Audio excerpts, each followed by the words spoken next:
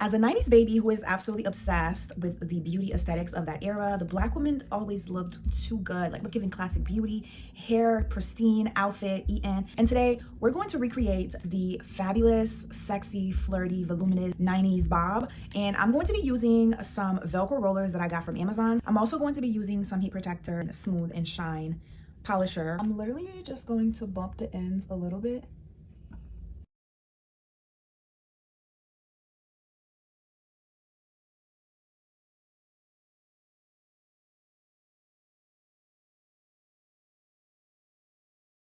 So rollers are in, and we're going to wait a couple of minutes for let them cool down and take them down. I'm so excited.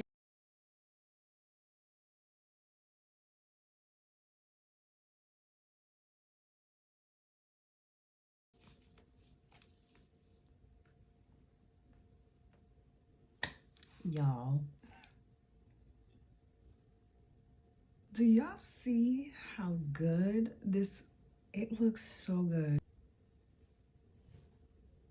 Literally obsessed.